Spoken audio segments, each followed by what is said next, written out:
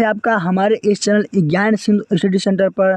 तो बच्चों आज हम आप लोगों के लिए लाए हैं क्लास 10 का हिंदी का बहुत ही बेहतरीन मॉडल पेपर बच्चों।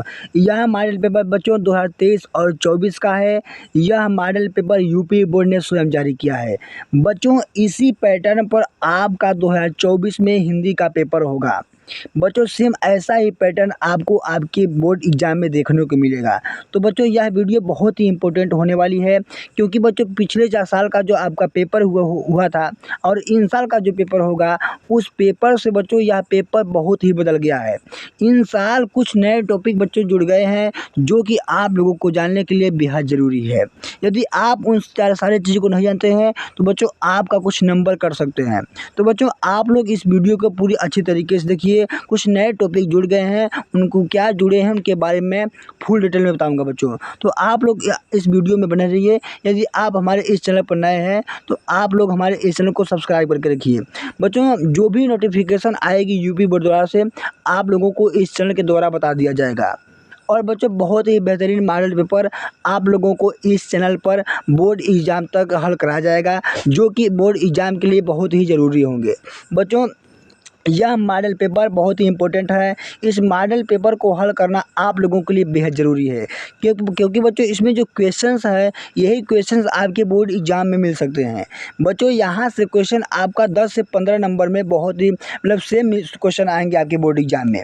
सेम यही क्वेश्चन आपका 10 से 15 जो ऑब्जेक्टिव क्वेश्चन है आपको मिल सकते हैं आपके बोर्ड एग्जाम के पेपर में। तो बच्चों यह वीडियो आपके लिए बहुत ही इम्पोर्टेंट है, तो आप लोग इस वीडियो में बने रहिए और हम बारी बारी से एक एक क्वेश्चन को हल करते हुए पूरी पेपर को हल करेंगे बच्चों। तो आइए हम लोग वीडियो को शुरू करते हैं। तो बच्चों क्या है कि पिछले साल जैसा ही आपका समय जो रहेगा पेपर का, वो 3 घंटे 15 मिनट का रहेगा। और बच्चों आपका जो पेपर का पूर्णांक है वह 70 नंबर का पूर्णांक रहेगा आपका बच्चों। यह जो इसमें क्या होंगे कि 20 ऑब्जेक्टिव क्वेश्चंस रहेंगे बच्चों। 5 ऑब्जेक्टिव क्वेश्चन आपके गद्य से रहेंगे और 5 ऑब्जेक्टिव क्वेश्चन आपके पद से रहेंगे बच्चों। 10 आपके इधर मतलब कि रीडर से रहेंगे, और बच्चों जो 10 क्वेश्चन होंगे आपके ग्रामर से रहेंगे, यानी व्याकरण से रहेंगे। तो बच्चे यहाँ पर बहुविकल्पी 20 आपके रहेंगे। प्रत्येक बहुविकल्पी जो प्रश्न होंगे वो आपका 1 नंबर का होगा बच्चों। जैसे आपकी यहाँ पर पहला क्वेश्चन है कि बाबू गुलाब राय किस युग के लेखक हैं बच्चों। आप लोगों को यही क्वेश्चन अपने दिमाग में रख लेना है, क्योंकि यही क्वेश्चन आपका बोर्ड एग्जाम में सेम ऐसा ही क्वेश्चन आपको मिलेगा। तो बच्चों यहाँ पर लिखा हुआ है कि बाबू गुलाब राय किस युग के लेखक हैं। तो बच्चों जो बाबू गुलाब राय हैं वो देखिए द्विवेदी युग और शुक्ल युग में, दोनों युग में काम किए हैं, लेकिन बच्चों उनको माना जाता है शुक्ल युग के कवि माना जाता है। किस युग के? शुक्ल युग के माना जाता है। तो आप लोग बच्चों ऑप्शन नंबर सी को राइट करेंगे। जब भी आप लोगों से पूछा जाए कि बाबू गुलाब राय किस युग के लेखक हैं, तो आप लोग हमेशा ध्यान में रखिएगा कि वे शुक्ल युग के लेखक हैं बच्चों। दूसरा क्वेश्चन है कि चिंतामणि किस विधा की रचना है बच्चों। यह आचार्य रामचंद्र शुक्ल का निबंध है। यह आचार्य रामचंद्र शुक्ल का निबंध है। तो बच्चों यह जो इसकी यदि विधा की बात करें तो यह निबंध विधा की रचना है। फिर बच्चों तीसरा क्वेश्चन जो है आपका गबन किसकी रचना है। तो बच्चों यह जो गबन है और गोदान, ये सारी रचनाएं आपके बोर्ड एग्जाम में बहुत इंपॉर्टेंट है बच्चों। यह जो रचना है यह मुंशी प्रेमचंद्र का है बच्चों। इस क्वेश्चन को बदल कर कहा सकता है कि गबन की किस विधा की रचना है, इस तरीके से पूछ सकता है। तो बच्चों जो गबन और गोदान है मुंशी प्रेमचंद्र के बहुत सी फेमस वो क्या है उपन्यास हैं। यही इनकी रचनाएं हर एक स्टेट में आती हैं और हर साल बोर्ड एग्जाम में आती हैं। तो आप लोग इनकी रचनाओं की याद रखिएगा। तो बच्चों जो गबन है यह मुंशी प्रेमचंद्र का उपन्यास है। फिर बच्चों आपका चौथा क्वेश्चन है कि शुक्ल युग की समय अवधि है। तो बच्चों जो शुक्ल युग की समय अवधि है वह 1919 से 1938 तक है। कितना है?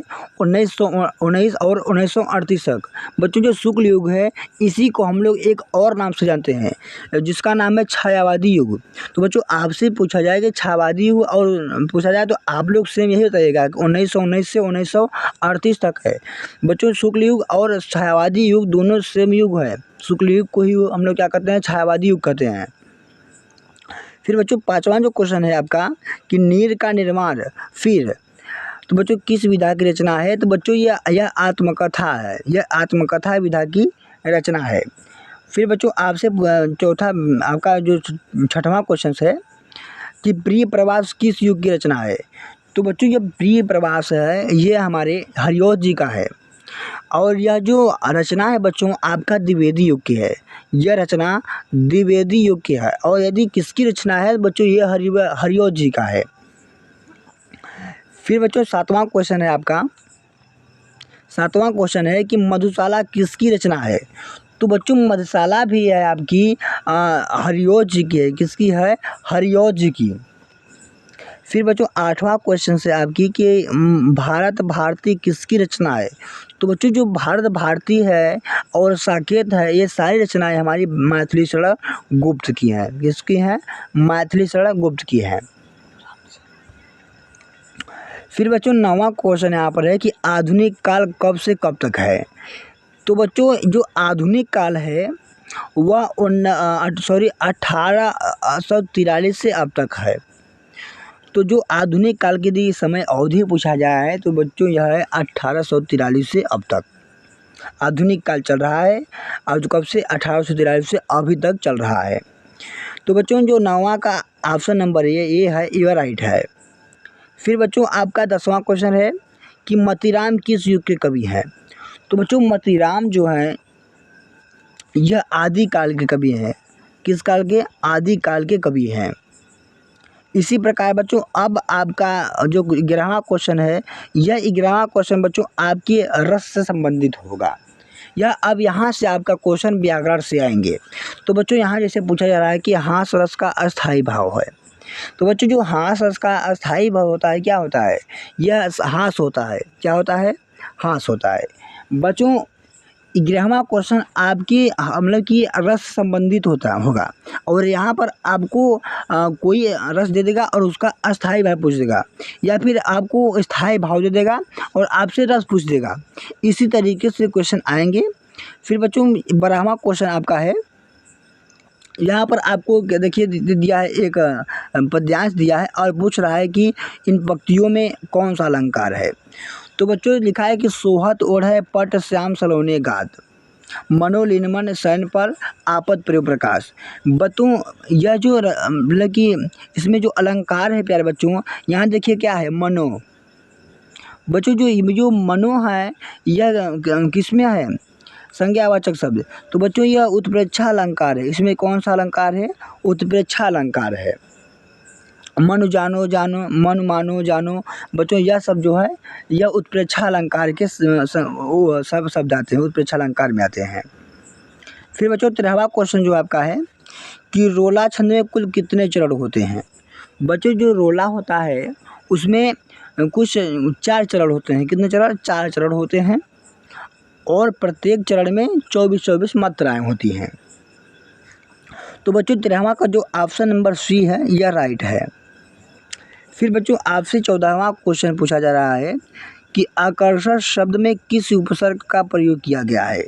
बच्चों जो आकर्षण शब्द है इसमें आपका जो आ है, आ शब्द का उपसर्ग बच्चों प्रयोग किया गया है। फिर बच्चों 15वां क्वेश्चन आपका है कि रचना के आधार पर वाक्य कितने प्रकार के होते हैं? तो बच्चों रचना के आधार पर जो हमारे वाक्य हैं वह 3 प्रकार के होते हैं। कितने प्रकार के? 3 प्रकार के होते हैं।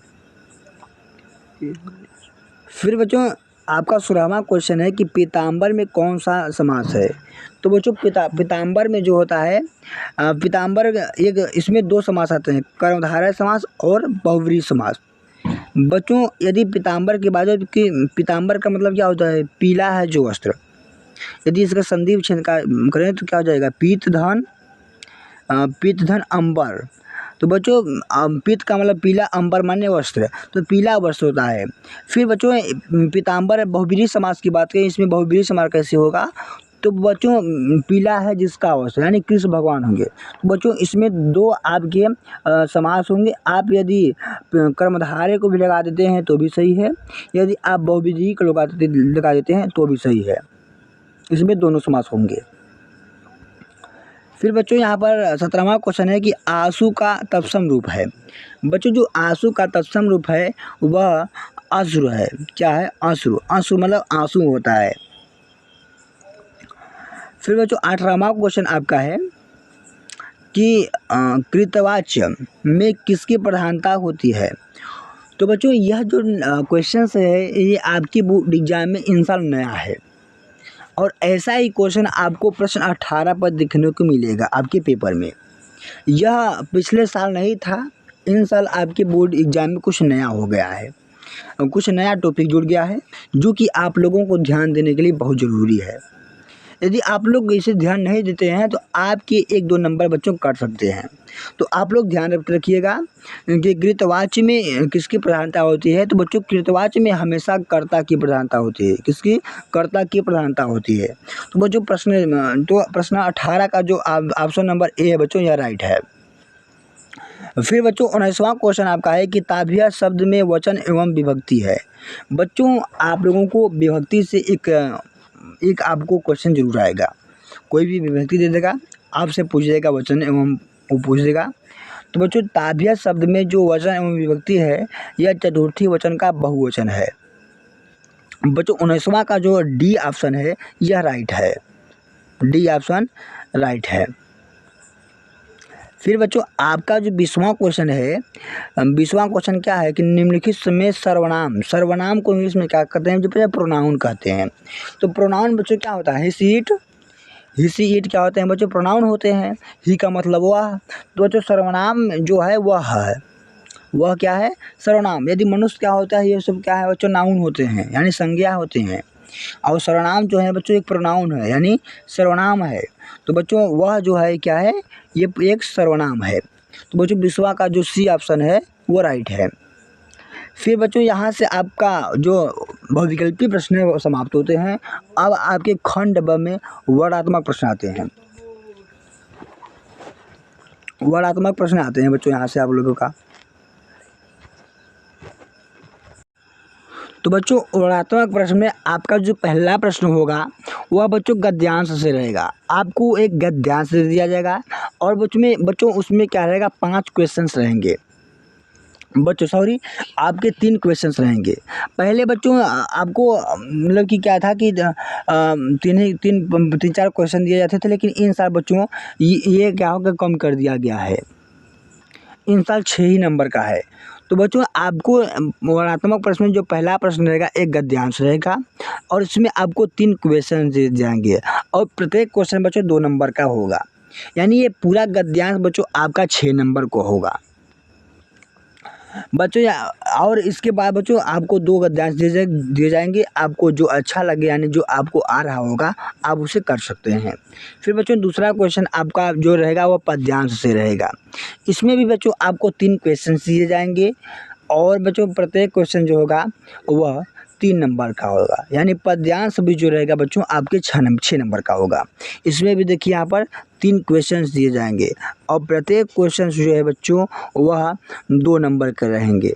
यानी पूरा पद्यांश आपका 6 नंबर का रहेगा। बच्चों यदि इस पेपर का आप लोगों को पूरा सॉल्यूशन चाहिए तो आप लोग मुझे कमेंट कीजिए। मैं आप लोगों को इस पेपर का पूरा सॉल्यूशन के साथ बताऊंगा, पूरे एक शब्द का आंसर बताऊंगा बच्चों। बस मैं आप लोगों को इस वीडियो में पैटर्न समझा रहा हूँ। यदि आप लोगों को पूरा सॉल्यूशन चाहिए तो आप लोग मुझे कमेंट कीजिए, मैं पूरे पेपर को सॉल्यूशन के साथ हल करा दूंगा। बच्चों इस पेपर को यदि आप हल कर लेते हैं तो जान लीजिए कि आप लोग हिंदी में कम से कम बच्चों आप लोग यहाँ से 30-40 नंबर घर से ही आप लोग क्लियर कर जाएंगे यदि आप इस पेपर को हल कर लेते हैं तो। फिर बच्चों आपका जो तीसरा प्रश्न होगा वह एक संस्कृत के गद्यांश से संबंधित होगा। बच्चों आपको एक संस्कृत का गद्यांश दिया जाएगा और बच्चों इसमें आपको संदर्भ सहित हिंदी में अनुवाद करना होगा। बच्चों यदि आप संदर्भ लिखते हैं तो आपको 2 नंबर मिलेंगे और जब आपका उसका हिंदी में अनुवाद करेंगे तो आपको 3 नंबर मिलेंगे। बच्चों जो संस्कृत का पूरा गद्यांश होगा वो आपका 5 नंबर का होगा। इसी प्रकार बच्चों आपका जो चौथा क्वेश्चन है आपका इसमें चौथा क्वेश्चन में आपको संस्कृत का पद्यांश दिया जाएगा। इसमें भी आपको संदर्भ लिखना रहेगा और संदर्भ के साथ बच्चों आप लोगों का इसको हिंदी में अनुवाद करना होगा। इसमें भी आप यदि संदर्भ लिखते हैं तो आपको 2 नंबर मिलेंगे, यदि आप उसका हिंदी में अनुवाद करते हैं तो आपको 3 नंबर मिलेंगे। इसमें यह भी बच्चों जो आपका संस्कृत का पद्यांश रहेगा यह भी आपका 5 नंबर का रहेगा। इसके बाद बच्चों आपका जो छठवां क्वेश्चन है इसमें सॉरी यहाँ पर जो 5वां क्वेश्चन है यहाँ पर कहा जा रहा है कि अपने पठित खंडकाव्य के आधार पर निम्नलिखित प्रश्नों में से किसी एक का उत्तर दीजिए। बच्चों ये जो खंडकाव्य है हर एक ज़िले में अलग अलग चलता है, हर अलग ज़िले में अलग अलग चलता है। जैसे कि ये जो ज्योति जवाहर खंड है बच्चों, ज्योति जवाहर खंड जो है यह मिर्ज़ापुर ज़िले जो गोरखपुर यहाँ पर ये सब चलता है बच्चों। तो आप जिस भी ज़िले से होंगे आप लोग उसी को करिएगा, सिर्फ एक को आपको करना होगा। यह जो बच्चों है आपका यह आपका 3 नंबर का होगा, यह आपका 3 नंबर का होगा ज्योति जवाहर खंड, यानी खंड का जो होगा बच्चों आपका 3 नंबर का होगा। फिर बच्चों आपका जो छठवां क्वेश्चन है इसमें बच्चों आपको लेखकों का जीवन परिचय लिखना रहेगा और उनकी प्रमुख जो एक कृति है उनका उल्लेख करना होगा। यानी आप जब बच्चों आप बस उनकी एक कृति को लिख देते हैं तब आपको बच्चों 2 नंबर मिलेंगे, यदि आप उनका जीवन परिचय लिखते हैं तब आपको बच्चों 3 नंबर मिलेंगे। यानी जो आपका जीवन परिचय होगा बच्चों वह आपका 5 नंबर का होगा। फिर बच्चों जो छठवां क्वेश्चन है यहाँ पर आपको कवियों का जीवन परिचय लिखना रहेगा और इसमें भी आपको उनकी एक कृतियों का उल्लेख करना होगा। बच्चों इसमें भी आप यदि उनका जीवन परिचय लिखते हैं तो आपको 3 नंबर मिलेंगे, यदि आप उनकी एक प्रमुख रचना को लिखते हैं तो आपको 2 नंबर मिलेंगे। यानी जो कवियों यानी जो पद्यांश के यानी कवियों का जो जीवन परिचय है बच्चों यह भी आपका 5 नंबर का होगा। फिर बच्चों 7वां जो क्वेश्चन है यह 7वां क्वेश्चन बच्चों कह रहा है कि अपनी पाठ्य पुस्तक में से कंठस्थ कोई एक श्लोक लिखिए जो इस प्रश्न पत्र में नया हो।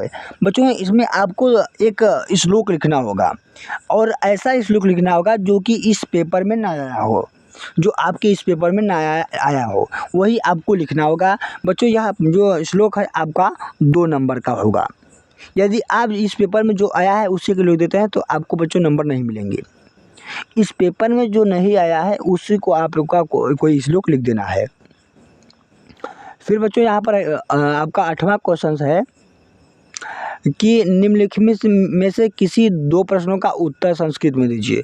बच्चों यहाँ पर आपके संस्कृत कुछ चैप्टर से आपको क्वेश्चन दिए जाएंगे, 6 क्वेश्चन दिए जाएंगे, 4 क्वेश्चन दिए जाएंगे आपको, जिसमें से बच्चों 2 क्वेश्चन का आंसर देना होगा और वो बच्चों हिंदी में नहीं बल्कि संस्कृत में ही देना होगा। आप जब 2 का देते हैं बच्चों प्रत्येक जो क्वेश्चन है आपका 1 नंबर का होगा। फिर बच्चों जो 9वां क्वेश्चन है आपका कि कराए कि निम्नलिखित में से किसी एक विषय पर निबंध लिखिए। बच्चों आप लोगों को निबंध लिखना होगा किसी एक पर जो आपको आ रहा होगा उस पर आप लोगों को एक निबंध लिखना होगा। बच्चों यह निबंध आपका 7 नंबर का होगा। बच्चों ध्यान देने वाली बात यह है कि पिछले साल जो निबंध था बच्चों वह आपका 9 नंबर का था, लेकिन इन साल कम क्यों हो गया है उसको बारे में बताता हूँ। बच्चों कम इसलिए हो गया है क्योंकि पिछले साल बच्चों आपका जो 10वां क्वेश्चन है यह नहीं था, जिसमें कह रहा है कि अपनी विशेष रुचियों का उल्लेख करते हुए अपने मित्र को एक पत्र लिखिए। बच्चों यह पत्र लिखने वाला जो सिस्टम था वो 2023 में नहीं था, लेकिन इन साल बच्चों आप लोगों को एक पत्र भी लिखना होगा। आप लोगों को कोई पत्र लिखना मतलब कि बोलेगा आप लोगों को पत्र लिखना रहेगा, जो कि बच्चों यह पत्र रहेगा आपका 4 नंबर का होगा। बच्चों यह जो ये इसलिए हो गया 7 नंबर क्योंकि जो निबंध पहले 9 नंबर का था और निबंध में से 2 नंबर काट का बच्चों आप लोगों के इस पत्र में डाल दिया गया है। तो बच्चों यह जो टॉपिक है 10वां जो टॉपिक है 10वां जो क्वेश्चन है यह 2023 के पेपर में आपको देखने को नहीं मिलेगा, लेकिन बच्चों 2024 में आपको 100% एक पत्र लिखना होगा। तो बच्चों आप लोग ध्यान रखिएगा कि इन साल यह नया टॉपिक है, आप सभी को एक पत्र लिखना होगा। तो बच्चों इस प्रकार हमने पूरे मॉडल पेपर को हल कर लिया। बस आशा करता हूँ बच्चों कि आप लोगों को यह पैटर्न बहुत ही अच्छी तरीके से समझ में आया होगा। बच्चों यदि इस पेपर का पूरा सलूशन चाहिए तो आप लोग मुझे कमेंट कीजिए और कमेंट कीजिए कि सर ये वीडियो इस पेपर का मुझे पूरा सलूशन चाहिए, तो बच्चों मैं उस पर वीडियो बना दूंगा पूरे सलूशन के साथ। तो बच्चों यह मॉडल पेपर डाउनलोड यदि आप करना चाहते हैं तो इसका लिंक मुझे मेरे डिस्क्रिप्शन इस वीडियो के आप जाएंगे डिस्क्रिप्शन बॉक्स में, वहां से मिल जाएगा। वहां से आज आप इस पेपर को डाउनलोड कर लेंगे। वरना बच्चों आप लोगों को यहाँ से मतलब कि डाउनलोड करने में प्रॉब्लम होती है, तो आप लोग अपने गूगल पर जाइएगा और वहाँ पर सर्च कीजिएगा कि UPMSP यूपी जब बच्चों UPMSP बच्चों जब आप इतना सर्च करेंगे तो बच्चों नीचे आ जाएगा 4 ऑप्शन रहेंगे, जिसमें से आपको बच्चों आपका जो लिखा रहेगा कि model paper all subject download. बच्चों आपको उस पर क्लिक करना है और वहाँ पर बच्चों आप लोगों को एक पूरी सारणी आ जाएगी। आप जाएंगे 10th पर, उसके नीचे जो ऑल सब्जेक्ट लिखा रहेगा और उसके आगे जो बच्चों डाउनलोड का लिंक दिया रहेगा, वहाँ से आप लोग डाउनलोड करते हैं तो आप लोगों का एक PDF डाउनलोड हो जाएगा, जो कि बच्चों यही मॉडल पेपर आपको देखने को मिल जाएगा। तो बच्चों आशा करता हूं कि आप लोगों को यह वीडियो बहुत ही अच्छी तरीके से समझ में आई होगी। बच्चों यदि यह वीडियो अच्छी लगी हो तो आप लोग मेरे इस चैनल को सब्सक्राइब कर लीजिए और इस वीडियो को लाइक कीजिए बच्चों, और यह वीडियो अपने दोस्तों तक शेयर कीजिए ताकि वे भी 2024 में पेपर किस तरीके से होगा, क्या चीज़ नया जुड़ा हुआ है, उनके बारे में भी वो सब जान सकें। तो बच्चों धन्यवाद, मिलता हूँ अगले वीडियो में एक नए टॉपिक के साथ।